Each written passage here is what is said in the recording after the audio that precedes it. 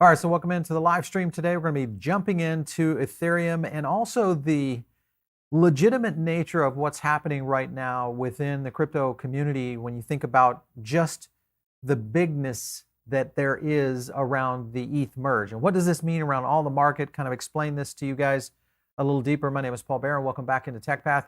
A lot of what we get to talk about here on the show, maybe you're brand new to crypto and you're thinking, okay, I've heard of Ethereum and I know Bitcoin, and I'm starting to hear about all of these other altcoins. Now, these other altcoins that lie out there in the weeds right now are essentially in a position where they really could do some very interesting things around the future of where cryptocurrency is going. And what I mean by that are projects like MATIC, projects like Arbitrum, and many others. There's a lot of Layer-2s that could be in a very interesting spot based on the future of where Ethereum may be going in a very short period of time. And I want to get into a Coinbase report. This was a little bit of a breakdown on some things that are happening.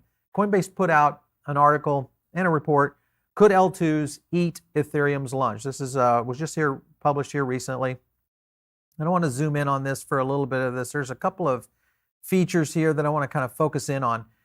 First few things is it feasible that L2s could become the application layers hosting the bulk of the economic activity where Ethereum exists exclusively to store transaction data? And let me kind of break this down for many of you maybe that are brand new to crypto again.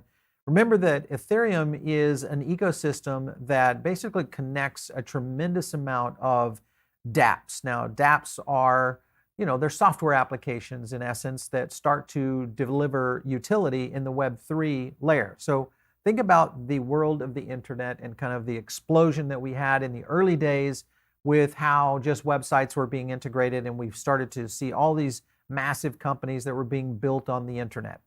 Essentially, that's what's happening on Ethereum right now. It's happening in gaming. You see it a lot with the NFT side of things. And then, of course, you see it a lot now with other utility level dApps that are starting to do other things outside of gaming and NFTs. All that, again, cannot exist without Ethereum. Ethereum is essentially the layer in which all these smart contracts and this data eventually is finalized on Web3. And the idea is that, and the problem that Ethereum has faced for quite some time has been about the whole issue around gas fees and just transactions. If you look at further into what they're saying here, still without L2s, Ethereum might not be able to complete what the alternative L1s and this is over the long run. It's possible that the overall user activity increases, so too will Ethereum's revenue. Now, there's other L1s out there that are attempting to do some very unique things that are the Ethereum killers. And a lot of people still believe that, whether you're a big Cardano believer, a Solana lover, an AVAX fan, whatever it might be, there's a lot. I still believe that we may yet to have truly seen the next evolution of one of the L1s that end up being the end-all be-all. And that could happen over the next 5 to 10 years. And the reason I say that is because of the technology that eventually will start to roll out in Web3. I just think innovation is going to continue to see massive improvements and scale in a way that we, even today, if you follow blockchain for the last, say, 3 years, scaling has been pretty significant, but I don't think we've even seen anything yet. So a lot yet to still kind of boil it down. Let me kind of jump to a point here where they're talking about scaling the roadmap. So high gas fees, slower settlement times. This has been one of the big deals. This is also, it's unsuitable for lower value transactions, and those transactions almost always will go to L2s. And simply what that means is as we get more and more financial transactions and other transactions, everyday transactions, starting to move on to Ethereum, the need for L2s is going to get more and more evident. And you can kind of focus here on just what they're talking about. This is a list of general use of L2s versus Ethereum. So you can kind of see the total value locked. You've got Polygon in there, Arbitrum in there, Optimism, Metis, ZK Sync, obviously, Boba Network we've talked about, StarkNet we've talked about. All of these are eventually going to be utilized in the overall ecosystem of where Ethereum is based. So I kind of agree with what Coinbase's discovery is that there may be a scenario down the road. We are still very early, and Ethereum is going to do a lot of things from an investment standpoint before we get to this level. But we are still quite a ways down the road before I think we truly start to see this kind of scenario take place. When you look at some other things they talk about here, the majority of L2s today encompass rollups. All right, that's perfectly fair. That bundle transactions together and then execute them in this, this whole new platform. In other words, it's cheaper right now to submit one bundled resort to Ethereum than have an entire network that's processing thousands of transactions separately. Think of it as a batching system. In the early days of credit card systems, when credit card payments were being done, that's what they do. They would batch them at the end of the day. That was before the systems were, one, fast enough to handle it, and two, the technology stack that was inside the merchant and credit card processing wasn't able to handle merchant transactions. So they would batch them at the end of the day. That's exactly what's happening with Polygon. They're batching up transactions essentially here to make it more efficient for Ethereum to run. Now, there's still a lot of problems, I think, overall with that. Some of the things that they kind of focus in on this is Polygon, where they estimate their testnet launch. This is this summer, and the mainnet launch, this will be next year. This is where Matter Lab plans to launch the ZK 2.0 on the mainnet. That's where I think we'll start to see a little bit of this movement. And what I mean by that is that, remember, it is very early days right now for the use case of what ETH 2.0 means. And the way I kind of represent this when I'm talking to people about how Ethereum works, why is it so important to the future of crypto, is because it truly is the early stage of the internet. Think about that. If many of you were around in those days, you understood that there was a clear winner of where the internet was going to eventually evolve. Same thing is going to happen, I think, in crypto. Bitcoin is a little bit of a different animal, even though I do agree that there is some possibility that Lightning Network could become a real potential here as an alternative network for large transactions, as well as development of new kinds of utility apps. So there's still a lot there to be uncovered, but I do think that this aspect around Polygon, if you look at Arbitrum, which is really kind of the network of smart contracts, think of this as all the dApps that are out there that eventually would be and do need smart contract management. Obviously, Arbitrum plays a big role in that. Another thing that they're talking about, this is total revenue over the last 12 months. So this is kind of interesting right here. This is L2s could very well be a zero-sum game, as whichever L2 houses the majority of the dApps, which could be a Polygon, could one day power the entire ecosystem for Ethereum.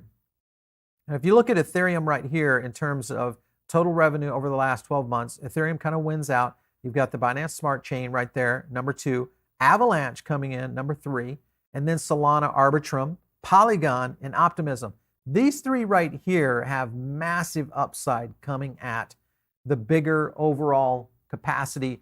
And again, this is a little bit of a cannibalistic scenario. I know you guys love that thumb today, so our art guys are just having some fun with our thumbs. But the idea is that this truly could cannibalize kind of the future of where Ethereum is going. Now, I know everybody's going like, Paul, you're crazy. This is Ethereum. This is like the end-all be-all of crypto. Listen, we are in very early stages of blockchain, and the likelihood of us really seeing the real winner, it's very possible that that chain doesn't even exist yet today. What I mean by that, it could be a 7-year-old that's out there right now just getting started in computer programming in something like a Solidity or in an alternative set of what is going to be needed. Because remember, we're still dealing with a very low level of overall transactions and experience issues that the entire blockchain system is facing, meaning we haven't really battle tested it yet. So when we start to see battle tests come into this, utility case start to go in, and especially when we start to see things in smart contracts that are much more critical use cases versus gaming and NFTs, that's when I think things are going to get really interesting over the next little bit. So it's going to be very interesting to watch. I wanted to jump to a couple of tweets here, and this is a good example right here. Just in Polygon, of course, reclaiming 7.5 billion in their market cap. again, if you follow MATIC and you follow us, this MATIC is still one of my top 5 positions. First of all, I think Polygon and the future of what they're trying to do, absolutely brilliant. They are definitely going to be one of the companies and projects that I do think sticks around during this evolution of innovation that we're really in. If you guys, of course, like the video, make sure and smash the like button. Make sure also and get some questions in over on the side as well as we break this down. Because I'd love to kind of get your feedback on whether you think ETH has a long-term runway here of becoming kind of the #1 crypto class asset, or do you think this is one of those scenarios where we start to see that ETH is really kind of kind of a group of parts that has created a much greater ecosystem overall? And do we have one that starts to maybe take over?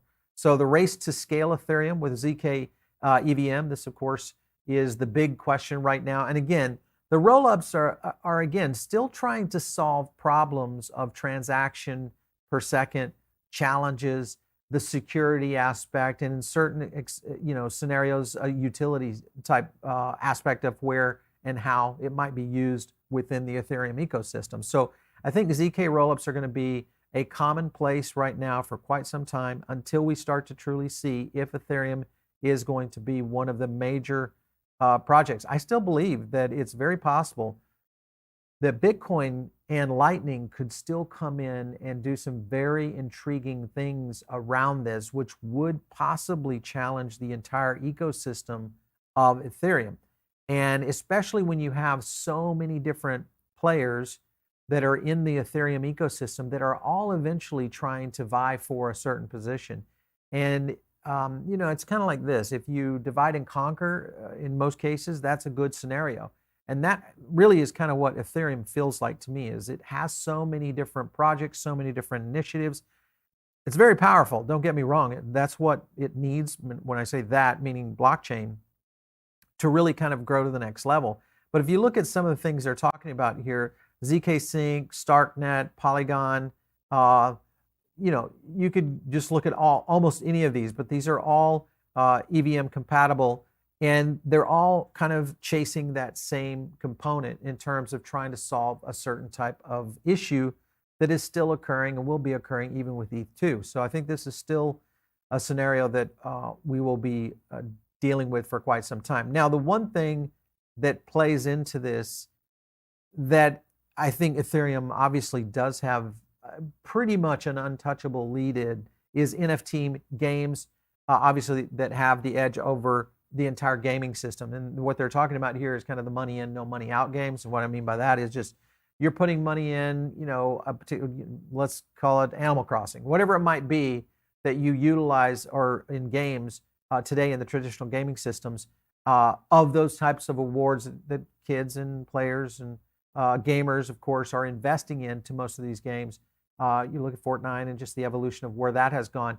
That is where Ethereum's true use case right now is. And I think it will continue to grow in this area. And again, it will be a very interesting aspect of how these ZK rollups and a lot of these EVMs will really become kind of that pretty much household use case for the utility side of Ethereum. So Polygon's Vice President of Global Development for gaming, he was basically talking about, believes that games will integrate non-fungible, obviously NFTs, have a natural edge on traditional games that don't allow users to sell their in-game items. This we already know. In traditional gaming, users typically buy the end games. This is kind of the thing I was talking about. But where he emphasizes gamers should be able to take back some of this dollar value and then put it into the game. This, I think, is going to be the true killer app of what Ethereum brings to the marketplace. And with that by itself, it's going to present such a unique position overall. That I don't necessarily see, at least today, Bitcoin and Lightning jumping into that fray. What I do see, though, is, remember, the gaming companies, and this is something we talk about a lot on Metaverse Insider, is the gaming companies eventually will start to move in this space. The question is whether or not they decide to build maybe their own blockchain, maybe their own solution that is truly Web3 that would initiate something around smart contracts and the delivery of NFTs. All of that's still very early on. A lot of that, though, is really going to be driven around long-term investing. So long-term investing, if you're thinking about it, I want you to jump into our sponsor today, and that is iTrust Capital. Now, iTrust is pretty simple. This is a crypto IRA that you guys can jump into. They're a sponsor of our channel. Check them out. I mean, if you haven't ever put an IRA together, whether you do a crypto IRA or a regular IRA, you should be looking at IRAs in general. They're great tax benefits, tax havens, and best of all, they're long-term plays. And if you are in Ethereum or Bitcoin or anything else, including a lot of the assets that you can actually manage within iTrust, those are long-term plays in many of the cases. So it is something that you are looking for maybe 5, 10, 15, 20 years down the road. And I think the crypto market itself has a tremendous opportunity there. So make sure and just check them out. You can get a $100 funding reward by using our link, and you don't even have to actually start the account. You can just sign up with your email, start learning about what you should be doing or how to do a crypto IRA. Check them out, iTrust Capital. All right, so another thing that I want to focus in on is Arbitrum. And then again, this gets back to a pretty big note right here. Here's a tweet from them. In addition to Reddit, we've also given over 100 developer teams, 100 early access to the chain as part of our continued commitment to fair launches. And then other notable teams that are building on Nova, which includes SushiSwap, MakerDAO, FTX Official, FTX, who will be providing direct onboarding onto Nova. And again, what Arbitrum represents is, think of it as a network of smart contracts for dApps that are building on Ethereum, a gateway, so to speak, of what the growth of all these different types of teams will start to do. And what they're trying to do is really open the gates, I think, in terms of innovation. Kind of like startups, Y Combinators, a lot of these early seed companies that were doing this. The only difference is this is actually a technology that enables all of these dApps and developers to eventually kind of ramp up. That's another reason why we could see some cannibalization of what's happening within the ETH ecosystem, because we don't even know what kind of innovations are going to come out of this yet. The likelihood is we could get some absolute off-the-wall innovations that could really put ETH in a very unique and different position than it is right now, which obviously is being looked at as just primarily an investment class asset. So you've got this piece right here, Ethereum Layer-2. Arbitrum launches the Nova chain, which obviously is linking up with Reddit, and the whole component around this with Reddit. I think this is where we get into scenarios where technology and innovation start to find their way. And that's the thing with blockchain right now and Web3.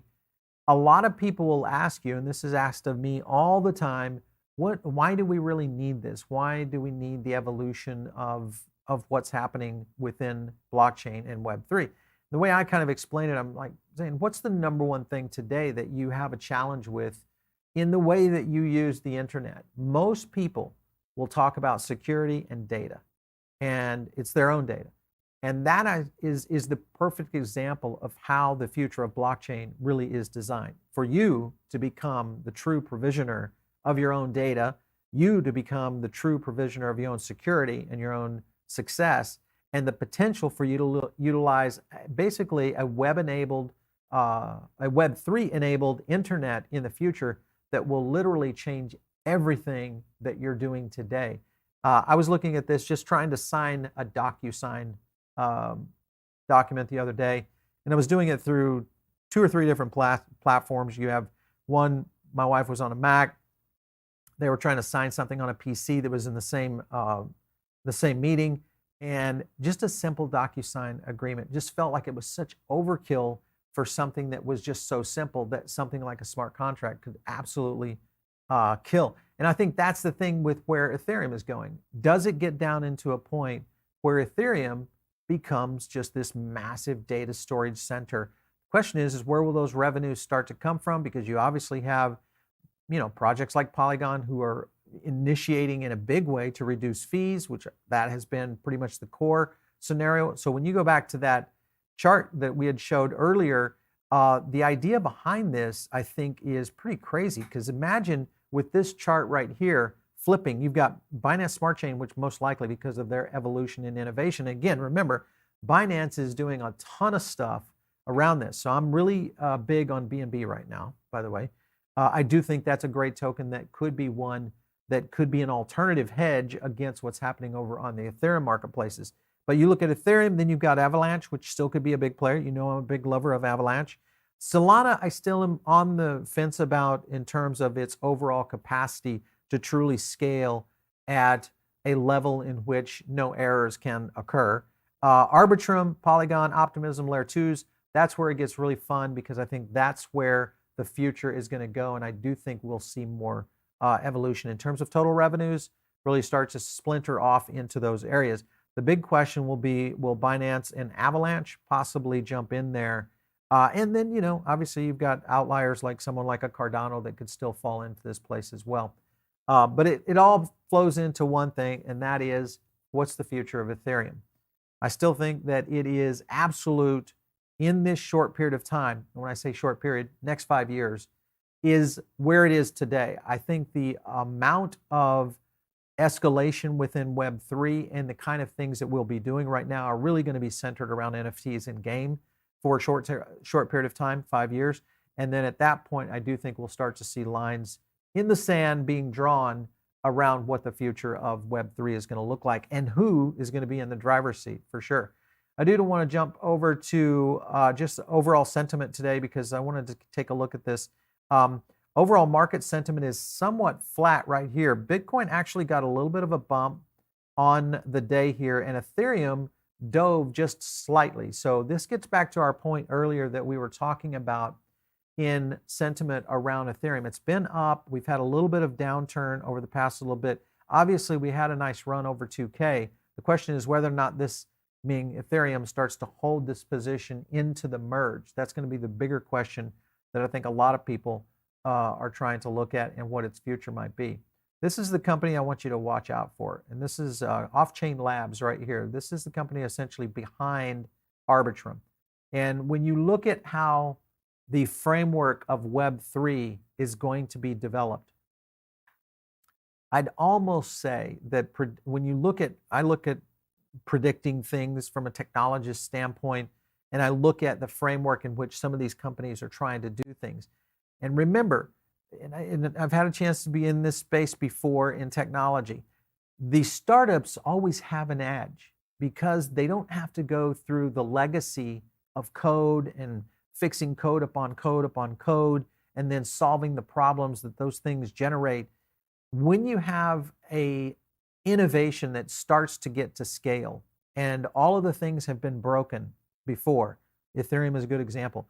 Break, break, break, break, break. Terrible solution. EVMs, ZK rollups, basically band-aids that fix some of these things and scenarios. Eventually, you get to the next level of innovators. And the next level of innovators are the ones I watch because those are the ones that I think are going to be the ones that start to break out and do some very special things in Web3. Listen, it's why I am so bullish on blockchain. It's also why I'm so bullish on Web3 and where the evolution is going to be going. And I think right now, ETH is the early days of www before we started to see security layers on the internet. And it's the early days of Web3 and what the future is going to be around all of this. All right, so we're going to get to a poll, and I know we do have some questions. We'll try to get to some of those. Make sure and drop your questions in over the side. We'll try to get to as many as we can. Will Layer-2s eat away at Ethereum's revenue potential? See, you guys already know this. You're in the, you guys are drinking the Kool-Aid. You understand what's up here. And the scenario is pretty straightforward.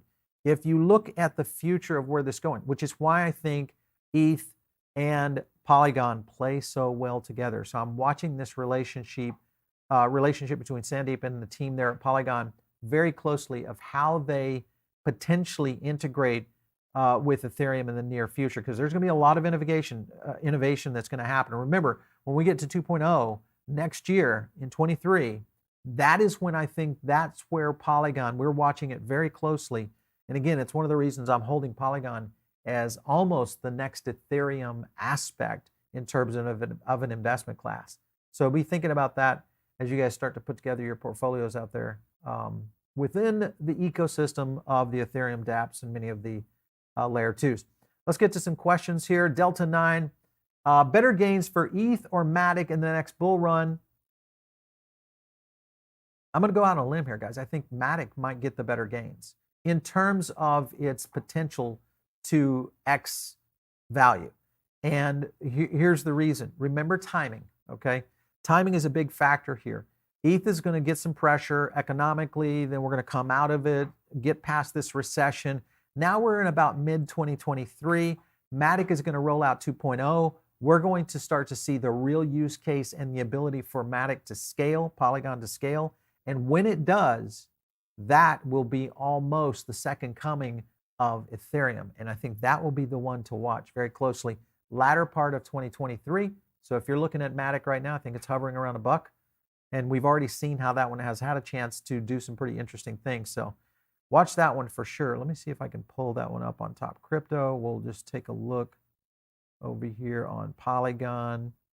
And it's up and down over the week, and we're about flat. Yeah, so we're just right here flat right now on sentiment. It is getting tight. I always look at this when we start to see slight movement. Again, MATIC has had a little bit of slight movement, but again, it is in a position right now that most likely will get a bit of an upside when we see the merge occur. Mr. Gidget, Layer 2s aren't eating too much now, that's for sure. Everyone is using Layer 2 if possible, and ETH still hits 46 Quay.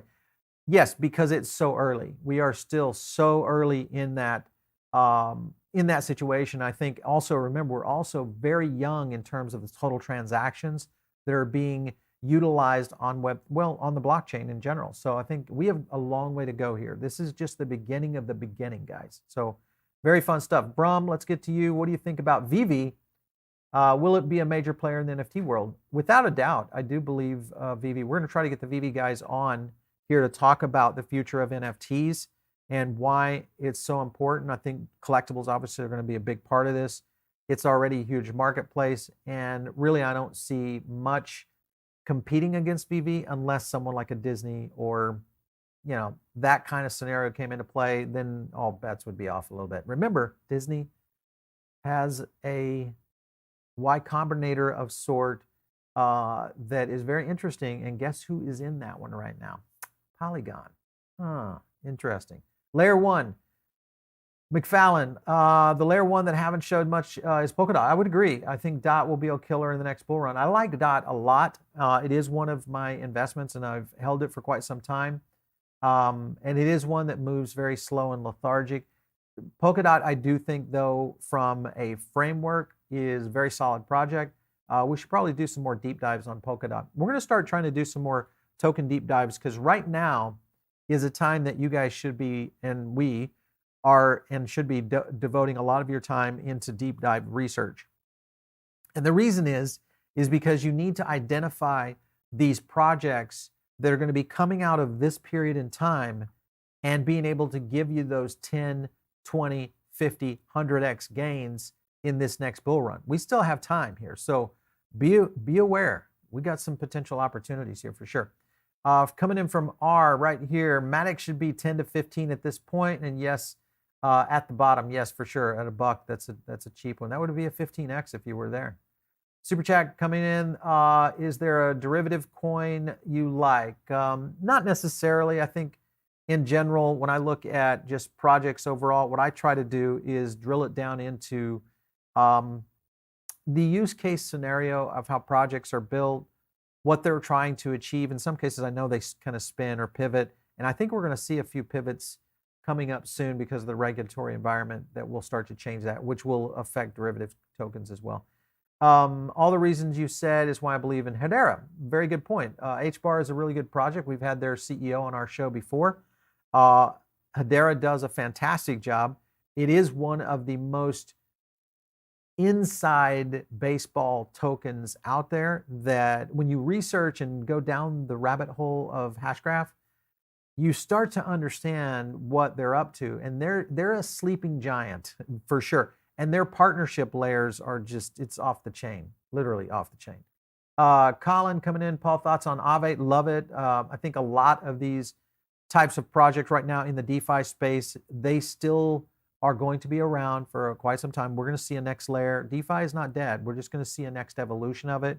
And it's probably going to see a lot more quality projects coming into DeFi that will enable it to truly grow. We won't see the kind of degen DeFi projects. Well, we will, but we won't see them rise to the top, I hope, in the next runs for sure. Any new thoughts on Super Farm?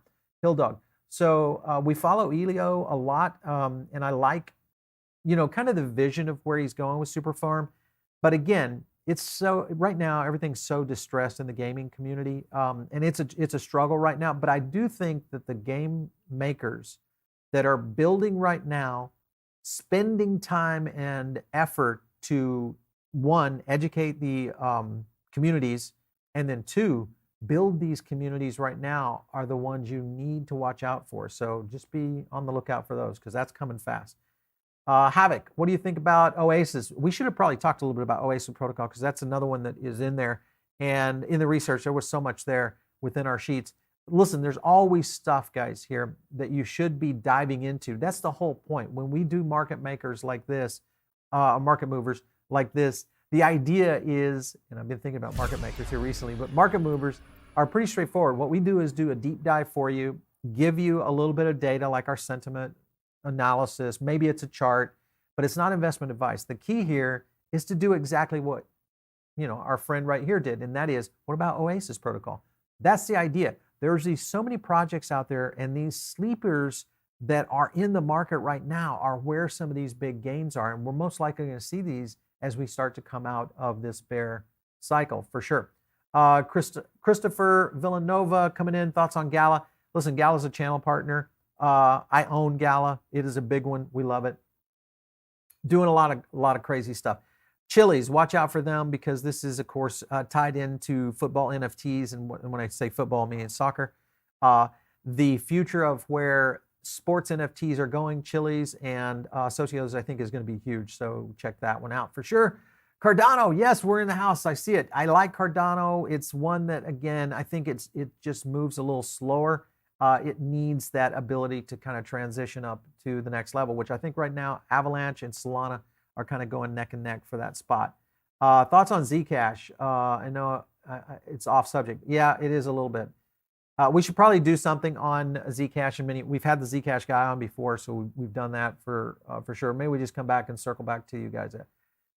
What's up with Chainlink? Follow our chart. We've been up and out. We bought Chainlink and sold it here recently in our 20K portfolio because it had made a nice little run. Same thing with Near Protocol. We did the same kind of move. Did a 28, almost 30% on Near Protocol. Did about 18% on Chainlink. Again, there's times in which you can move and do trades right now that are reasonable. Now, when I say trades, these swing trades, there might be a week, 10 days long, and they'll be able to exit out of these. So there's a lot happening. Make sure and check out some of our past videos on that. We did a whole series on our 20K portfolio. We broke down 8 different categories, and in each category, we gave you a whole bunch of videos or projects, and did a video about each one of those, and then we compiled a ending result of what those videos did in terms of projects we're going to invest in, and we've actually invested in them. So far, we've done 5 investments. There's 20 in the list. We're waiting for ETH to slot down a little bit. We'll drive in, and there's some others in there that we want to also slide down and get a chance at buying some more up. All right, you guys are listening in over on the podcast right now. The best thing to do is jump over here to the YouTube channel, the ETH channel, and hit like and subscribe. That's going to give you a couple of notifications when we go live with something like today. And it's really easy. All you have to do is just jump in, watch a couple of videos, and then we're gonna be in your feed. That's the beauty of YouTube. The other thing is if you have not joined in on our Diamond Circle, get in now because it's free.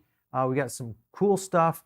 Big announcement is on the 1st of next month, if you're a mastermind member, you're going to get our CPI service for free included in your program.